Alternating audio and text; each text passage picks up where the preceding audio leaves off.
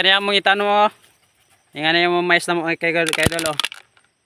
Naisagol di color para di matangagog amigas.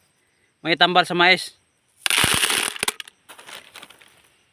Dahil nagtanong man pwede man itag 5-5, 5 pulo.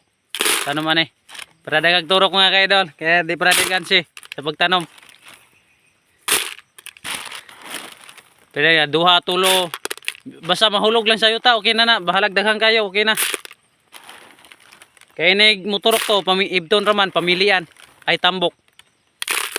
Ay kaidol oh. Ang uban mong ganin, naidaot. Naidaot ang uban na ni. Inig hulog ni mo. Wala na bantayan nga, na din, napilan dito daot. Niya, 2 ka buhok. Dili na po tumuturok to. Inig malata to siya, di naman tumuturok. Kaya ang ihulog ni mo 5, tulo, 4 na. Ingan na lang pagtanom sa mais mga kaidol.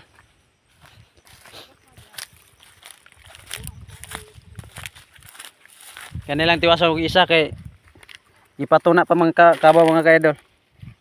Unya pa to balik. Inig hulog nimo yung mga kaidol, inig pila may nahulog diha ay na jud na punita kay na pwede na puniton nimo. Sagda na lang to nimo pisag pila na kabuok. Sayo ra ba magtanong mga kaidol. Basta nanad lang ka sa trabaho sa taga-bukid kaidol, sayo ra kay pagtanom. Ang uban man god guna ang gamit, guna urok kaning urok nga kahoy gamit. Madiri daro usay kung dili daro guna pod urok. Ya last na po ni nga area among tamnan mga kaidol. Og diri sa mga kaidol kaya tiwason sana ko ni.